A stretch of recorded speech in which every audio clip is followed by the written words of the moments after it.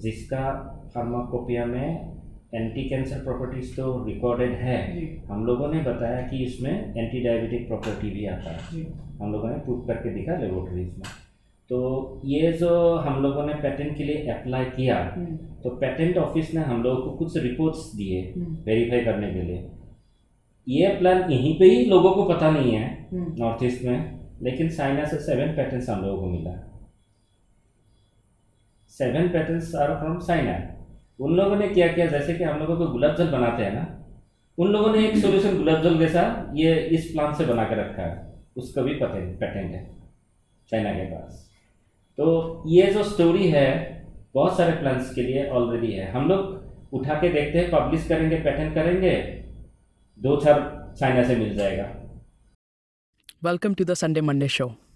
और आज के इस एपिसोड में हमने डिस्कस किया है डायबिटीज़ और कैंसर जैसी बीमारियों के बारे में, और कैसे इंडिया के नॉर्थ ईस्ट रीजन के लोग इन बीमारियों को लोकल जड़ी बूटियों की मदद से क्योर करने की कोशिश कर रहे हैं। इसके बारे में और जानने के लिए हम पहुँचे गुवाहाटी, असम, जहाँ मिले हमें हमारे आज के guest doctor Pranjan Barman. Doctor Pranjan Barman Guwahati university के बायोटेक्नोलॉजी डिपार्टमेंट में असिस्टेंट प्रोफेसर के पद पर कार्यरत हैं। आज इस एपिसोड से या आपको द संडे मंडे शो के किसी भी एपिसोड से कुछ सीखने को मिला है तो प्लीज़ हमें सब्सक्राइब करिए, अपने फ्रेंड्स एंड फैमिली के साथ शेयर करिए, क्योंकि इससे हमें बहुत ज़्यादा हेल्प मिलती है इस चैनल को ग्रो करने में। आपके जो भी फीडबैक है प्लीज़ हमें बताइए ताकि हम खुद को और इम्प्रूव कर सकें। We are always listening and travelling. Please enjoy the show.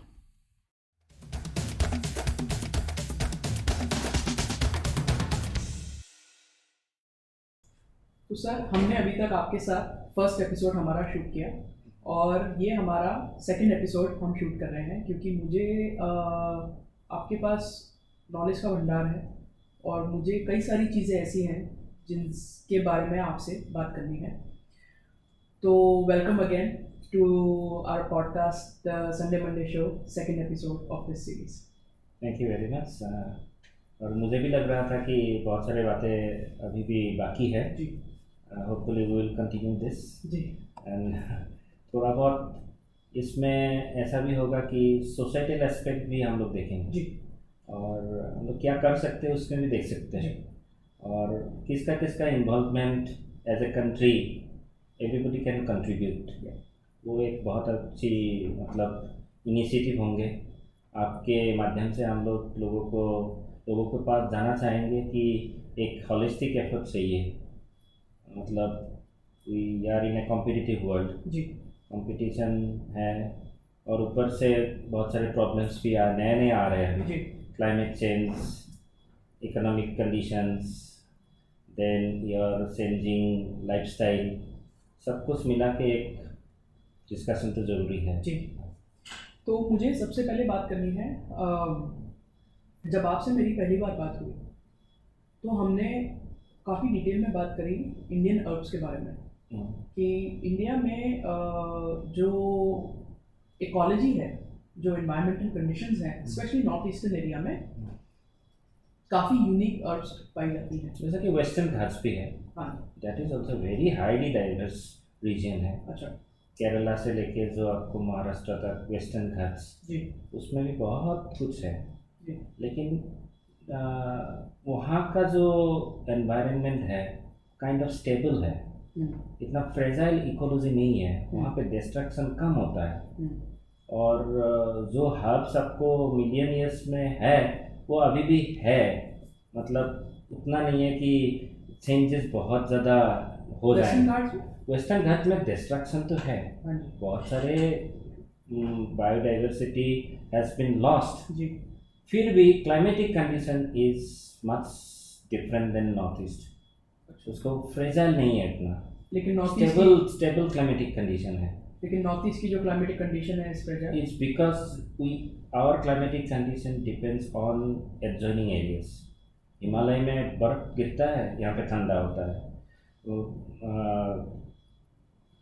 ये पाकिस्तान में हीट वेव आता है, इधर गर्म हो जाता है।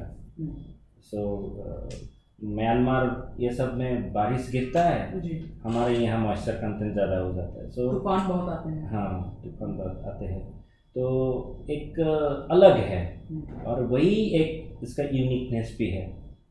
वो जो मिस्टिक ब्यूटी बोलते हैं नॉर्थ ईस्ट का, जी। ये रीजन इसी कारण है।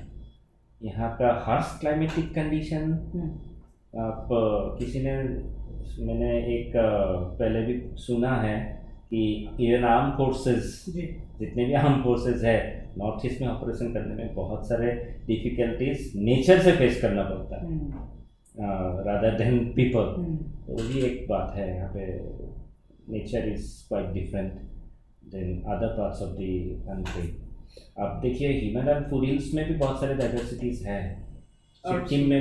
सिक्किम में भी आपको डाइवर्सिटी मिलेगा।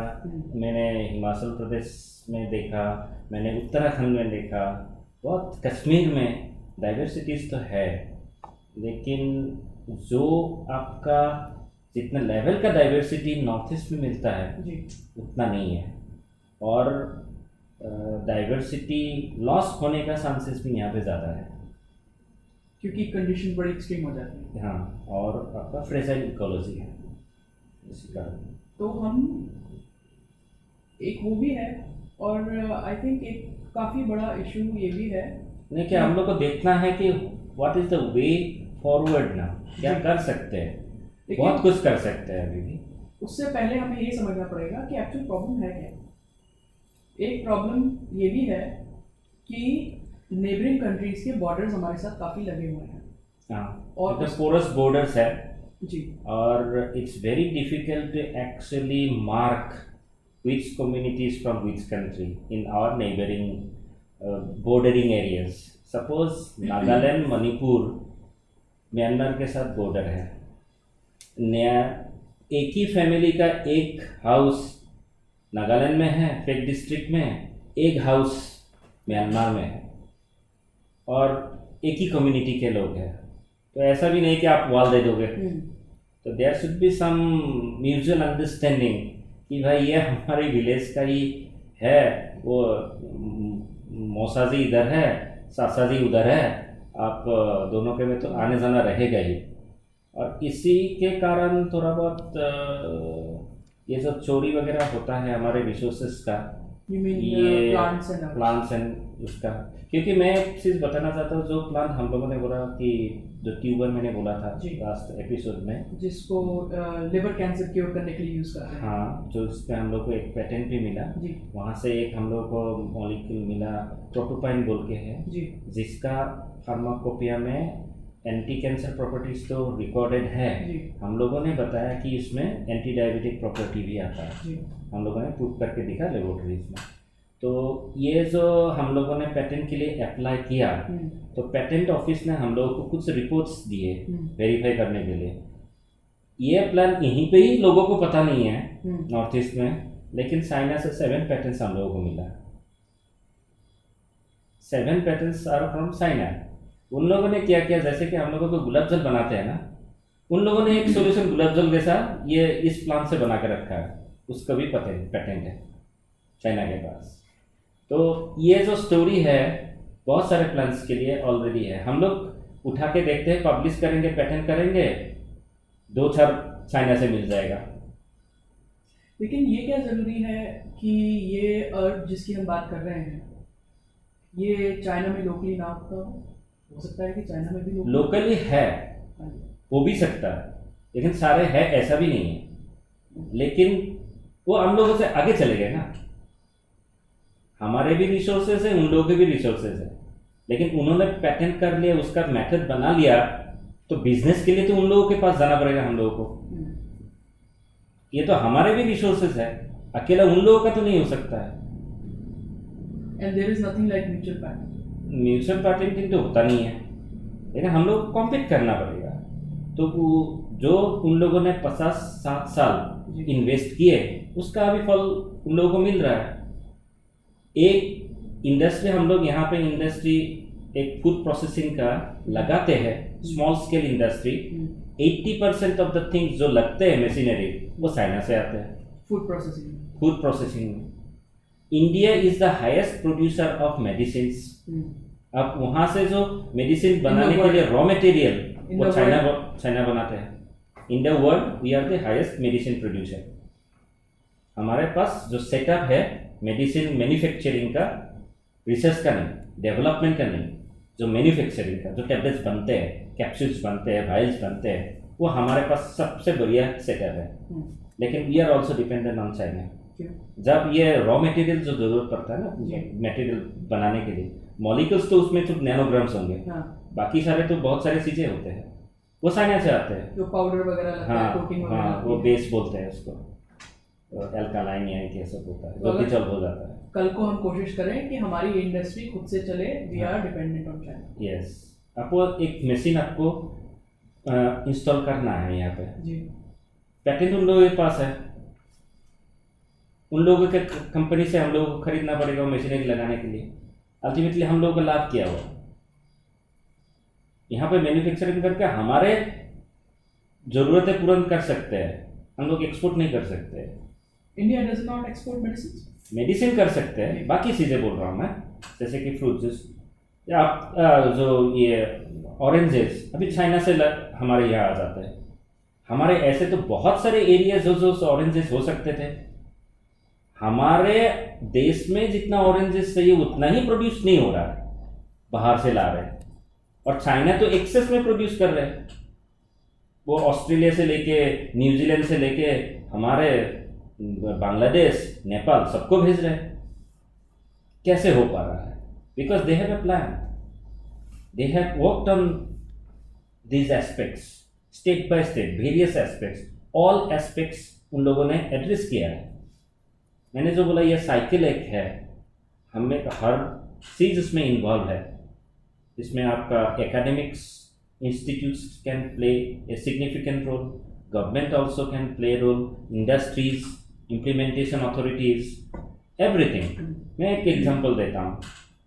सपोज एक मेडिसिन प्लांट मैंने आइडेंटिफाई किया, वो बहुत अच्छा है, वो इकोनॉमिक प्रोस्पेक्ट है, वहाँ पे आप फार्मा कंपनीज को आप रॉ मटेरियल भेज सकते हैं।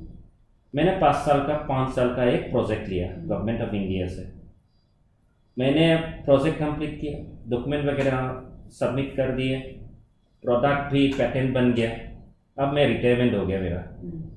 वो नर्सरी वहाँ से गया, कोई मेंटेन नहीं है, कोई फॉलोअप नहीं है हमारे।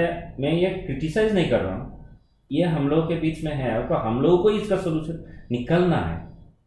ऐसा एक मैकेनिज्म होना है कि ये बंदा ये काम करके गया है, उसको आगे तो बढ़ाए, कोई मेंटेन तो करे।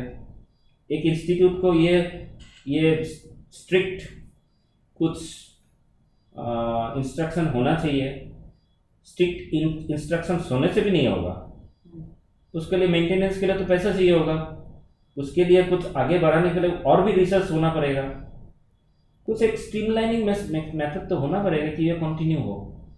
बहुत सारे नर्सरीज हमारे यहाँ बनते हैं, और नर्सरीज 5 साल बाद प्रोजेक्ट खत्म, मतलब नर्सरी भी खत्म। नर्सरीज हर्ब्स के सपोज मैं एग्जांपल बता रहा हूँ, हमारे आयुर्वेदा में 7000 प्लांट्स के मेंशन थे जी, अभी हार्डली आपको 700 प्लांट ग्रोइंग होते हुए देखते हैं। अभी जो ये फॉर्मुलेशन वगैरह जितने भी बन रहे हैं, सम ऑफ द फॉर्मुलेशन जो बन रहे हैं, सपोज एक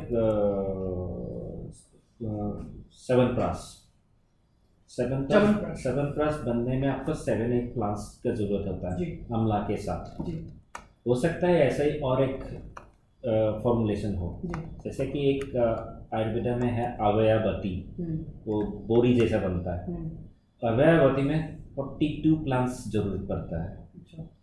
वो अभी ज़्यादातर प्लांट्स है ही नहीं इंडिया में, क्योंकि एक्सटिंक्ट हो गए। अब कोई बनाना भी चाहे तो वो तो नहीं बन पाएगा।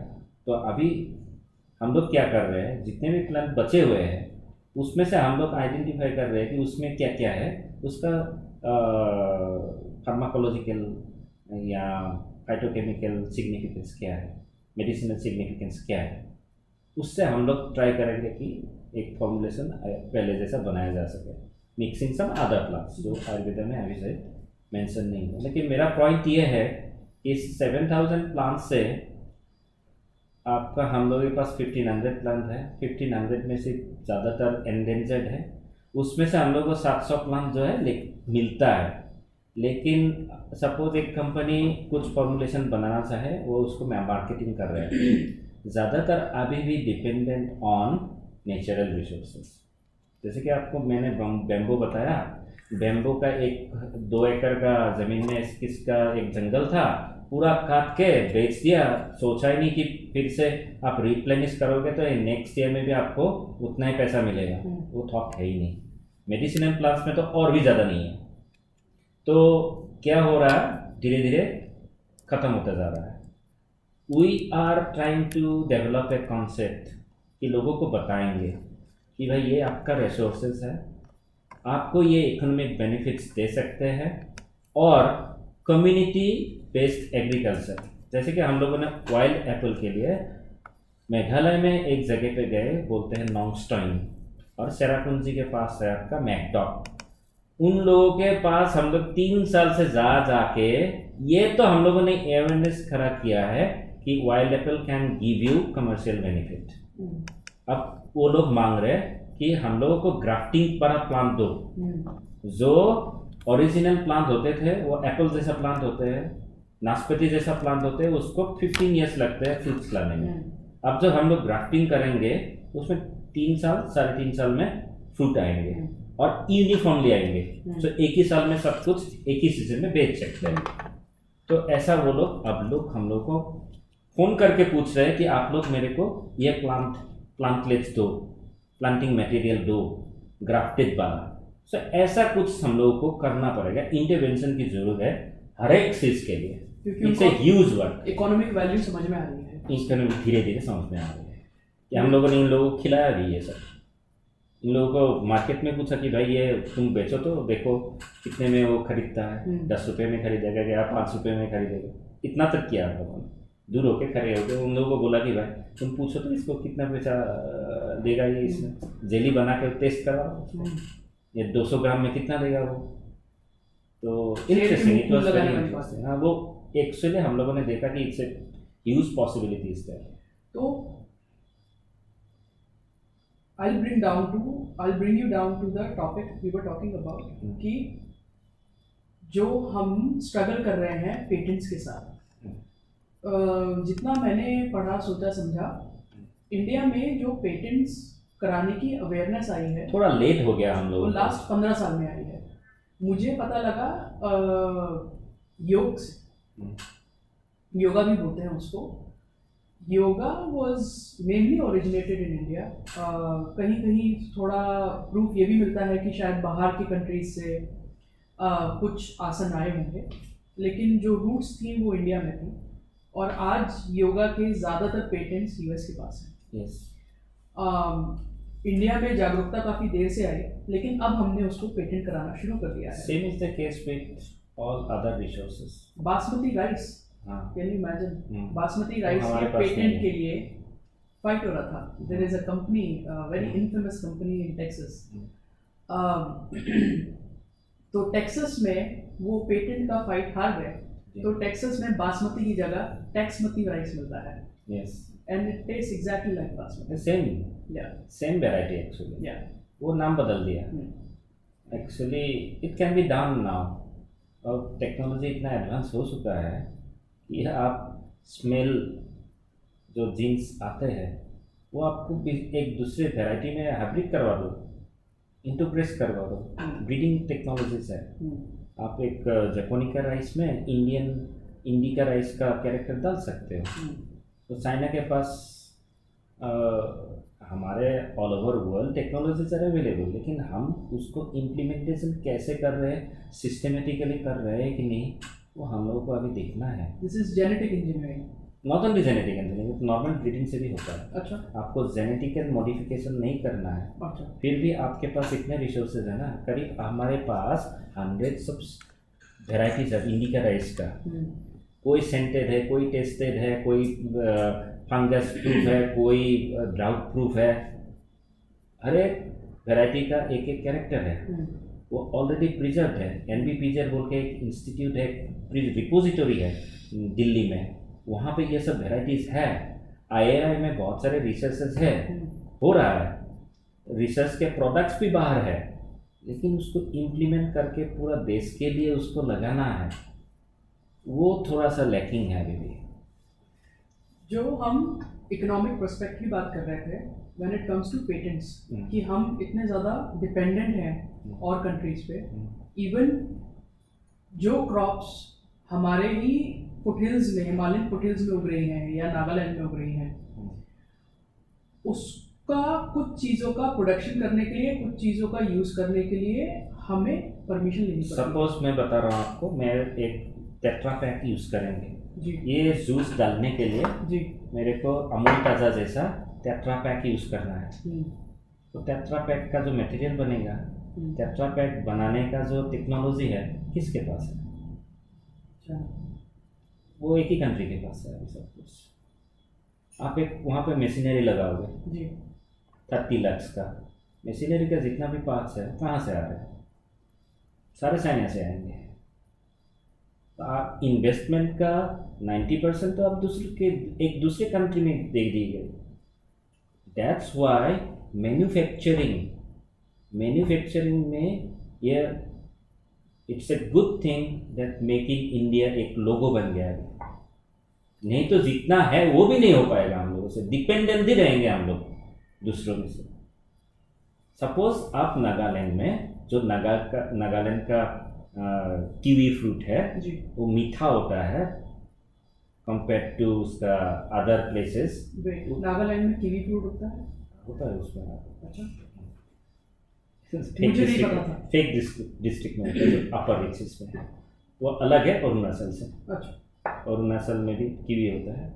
मुझे नहीं पता। हाँ, ड्रैगन फ्रूट्स बोल के होता है। ड्रैगन फ्रूट्स होता है, एवोकाडोज होते हैं, हाँ, मुझे पता है। ऐसे वाइल्ड वेराइटीज ऑफ टोमेटोज हैं उसमें, जो हम लोग चटनी बना के खाते हैं। अभी क्रीपर्स है, वो ऐसे हर्ब नहीं है, वाइल्ड वेराइटी ऑफ टोमेटोज। क्या आप कीवी फ्रूट की बात कर रहे थे? हाँ, इसका हम लोग पैकेजिंग करके हम लोग बेचना चाहें नॉर्मल मार्केट में, ब्रांडिंग आप छोड़ दीजिए। जो फ्रूट सेलर्स बेचते हैं पैकेज बना के। हाँ, उसके लिए भी हम लोग को पैकेजिंग के लिए डिपेंडेंट होना पड़ेगा, उसका थोड़ा बहुत मशीनरी का ज़रूरत पड़ेगा, और सब कुछ हम लोगों को बाहर से लाना पड़ेगा। और इसका कोई रेजोल्यूशन नहीं, क्योंकि जो पेटेंट उन लोगों के पास है, हम लोग सपोज चेन्नई एक कंपनी से मशीन लाते हैं, उससे बेहतर चाइना वाला कंपनी है, चीपर है। चेन्नई से एक इंडिजिनस कंपनी से हम लोग लाएंगे, एस्टेब्लिश करेंगे, मेंटेनेंस भी होगा, लेकिन उसका एफिशिएंसी, उसका जो प्रोडक्ट बन के निकलेगा वो चाइना जैसा नहीं होगा, चाइनीज मशीनरी जैसा। तो फिर मेक इन इंडिया अच्छा कैसे होगा? अब थोड़ा बहुत तो बन रहा है, अभी थोड़ा बहुत तो हो रहा है, एक स्टार्टिंग तो हुआ है। नहीं तो एक समय में आता कि चाइनीज ऑफिसर्स को बोलते हैं भाई यहाँ पे मशीन लगाओ, ये नौबत आ जाता हम लोगों का।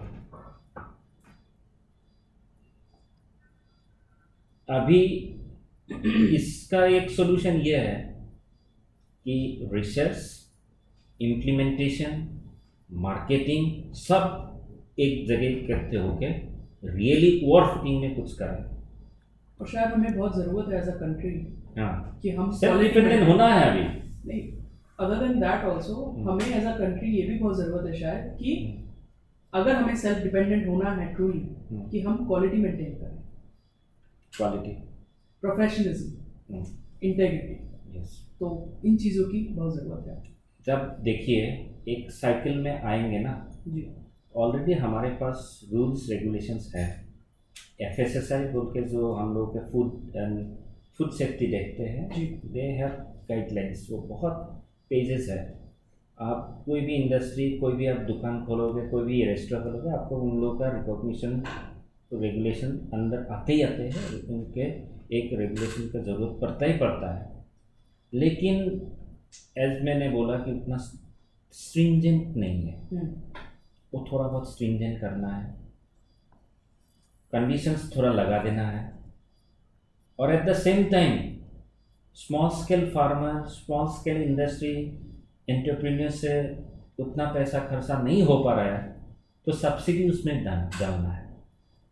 और जो कंपनीज वगैरह बड़े बड़े ब्रांड्स है उन लोगों को थोड़ा बहुत जोर ज़बरदस्ती करके बोलना है कि भाई इंडिजिनस प्रोडक्ट्स को तुम लोगों को ये 10% ऑफ योर प्रॉफिट उनको प्रमोट करने के लिए लगाना है। ऐसा कुछ तो करना पड़ेगा क्योंकि गवर्नमेंट सपोर्ट है और इससे ज़्यादा नहीं हो सकता। कितने जगह पे आपको सब्सिडी देंगे? गवर्नमेंट के पास पैसा कहाँ से आएगा? ये यहीं से तो पैसा आएगा। मैन्युफैक्चरिंग होगा, लोग कुछ बेचेंगे बाहर तभी तो होगा। अब इधर घूमते रहेंगे तो कैसे?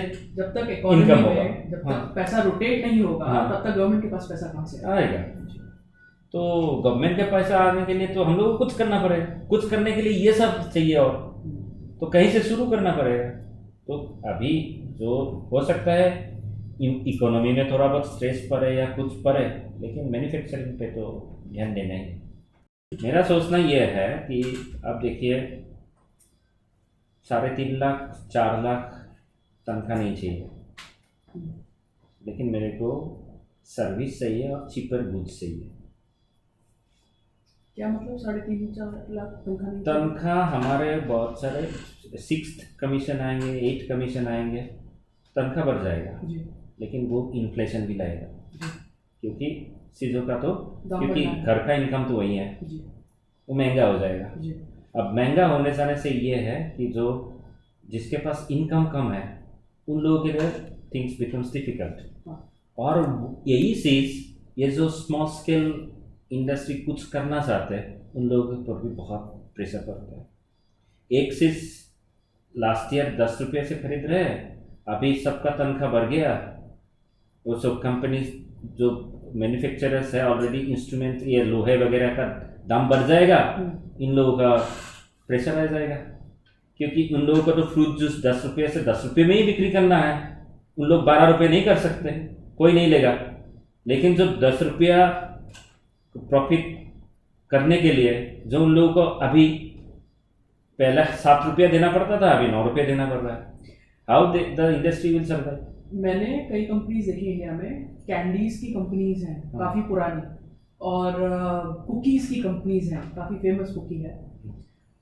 जो पैकेट वो पहले 5 रुपये में बेच रहे थे, आज से 10 साल पहले 1 रुपये में बेच रहे होंगे। नहीं, आज भी वो 5 रुपये में ही बेच रहे हैं।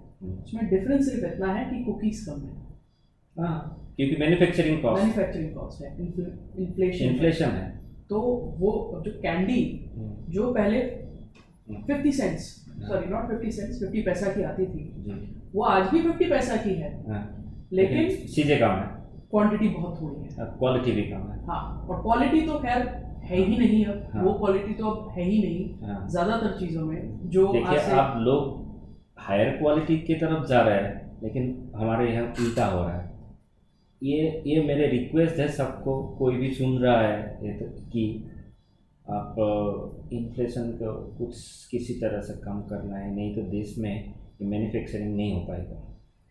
अब प्रोडक्शन कॉस्ट इतना बढ़ जाता है। मेरे को तो ये घूम के प्रोजेक्ट के थ्रू यही लगा कि लोग डरते हैं स्मॉल स्केल इंडस्ट्री करवाने के लिए, स्पेशली इन नॉर्थ ईस्ट, ये सोच के कि मैं 10 लाख रुपए लगा दूंगा, कहीं मेरा पैसा डूब ना जाए। मैं माटी बेच के, मैं घर माटी बेच के मैं 10 लाख रुपया यहाँ पे तो कोई दूसरा ऑप्शन है नहीं। रिसोर्सेज है, उसको बेच के आपको पैसा मिलेगा और कोई दूसरा ऑप्शन है नहीं। यहाँ पे तो आईटी कंपनीज नहीं है, यहाँ पे तो आप बहुत बड़े से आप ऑर्गेनिक फार्मिंग का उतना वो नहीं है कि आप बहुत लार्ज स्केल प्रोडक्शन करोगे आपको पैसा मिलेगा, ऐसा नहीं है। कुछ लोगों के पास अभी आया है सस्ता पे, लेकिन लोगों को यही डर रहता है कि मैं 10 लाख रुपए लगा दूंगा, मेरा डूब ना जाए। अब ऊपर से ये इन्फ्लेशन का मार, ऊपर से कंपटीशन, ऊपर से आपके चाइनीज माल आके हमारे यहाँ। अब मेरे को लगता है कि कुछ चीज़ों में तो आपको रेस्ट्रिक्शन भी लगा देना पड़ेगा। WTO की हिसाब से आप लगा नहीं सकते, लेकिन स्ट्रेटेजिकली कुछ तो लगाना पड़ेगा। कुछ चीज़ें चाइनीज चीज़ें हम लोगों को गवर्नमेंट ने अच्छा डिसीजन लिया था मेरे ख्याल से। कुछ चीज़ों में तो हम लोग को स्टॉप करना ही है, नहीं तो हम लोग सब सर्वाइव कैसे करेंगे, हम लोग मर जाएंगे। प्लस पॉपुलेशन, हाँ, तो हम लोगों के लिए तो कुछ सही है ना। अब वहाँ से जस्ट कुछ चीज़ें आके कंपटीशन में हमारे कंपनीज उन लोगों के नहीं जाएंगे, लेकिन हमारे यहाँ जब कंपटीशन होगा वो तो इम्प्रूव होगा ना। वो इम्प्रूवमेंट के लिए तो चांसेस देना पड़ेगा। चांसेस देने के लिए एक थर्ड पार्टी आके पूरा मार्केट ही खा जाए, ये तो स्टॉप करना पड़ेगा। जब तक आप आपस में हेल्दी कंपटीशन नहीं करेंगे, क्वालिटी इंप्रूव नहीं होगा। नहीं। और अगर क्वालिटी इंप्रूव नहीं होगा तो मार्केट अच्छा नहीं सर्वाइव बनेगा, नहीं कर पाएंगे, इकोनॉमी अच्छी नहीं होगी और सर्वाइवल एकदम साइकिल में चलेगा ये। स्पेशली बायो मैन्युफैक्चरिंग जो हम लोग का समिट है, इसी के ऊपर हमारा डिस्कशन होना है। और जस्ट लास्ट 5 साल में आईआईटी खड़गपुर के साथ जो हम लोग का DBT sponsored projects, extension projects चल रहे हैं, उसमें एग्रीकल्चर भी कि हम लोग को तो यही मालूम पड़ा why people are not going for any manufacturing here. India में क्यों नहीं हो पा रहा है? कुछ पॉकेट्स में होते हैं, जैसे कि आंध्र प्रदेश में है, चेन्नई के आसपास है, क्योंकि उन लोगों के पास वो इकोसिस्टम है। एक लोग पैसा लगा देता है 30 लाख रुपए, वो ही इज कॉन्फिडेंट कि मेरे को एक दिन 5 साल बाद वो 1 करोड़ बन जाएगा। लेकिन यहाँ पे कोई भरोसा नहीं। उसको ठीक करना है। ह्यूमन ने हाईजेक कर रखा है। प्रेजेंटली नाउ 7.4 बिलियंस है। According to scientist calculation 9.7 billion is the limit. उससे ज़्यादा ह्यूमन पॉपुलेशन या अर्थ सहन नहीं कर पाएगा। और साइंटिस्ट के कैलकुलेशन के हिसाब से 2043 is the time when this population will cross. 2040s, we will see drastic changes in the population. Maybe disease, maybe crisis, economic crisis होंगे, वो होना शुरू ही हो गया है। वॉर्स, ये आप ज़्यादा पॉपुलेशन हो जाते हैं ना, प्रश्न आता है कि कौन रहेगा कौन नहीं रहेगा। एक बैक्टीरिया दूसरे बैक्टीरिया को मारते हैं। द संडे मंडे शो के इस एपिसोड को देखने के लिए आपका बहुत बहुत शुक्रिया, और उम्मीद करते हैं कि आज आपको इस एपिसोड से कोई नई जानकारी मिली होगी। इस शो को अपने फ्रेंड्स एंड फैमिली के साथ शेयर कीजिए। आपके जो भी सजेशंस एंड फीडबैक है हमें कमेंट सेक्शन में बताइए, और एक छोटा सा लाइक कर दीजिए। Thank you.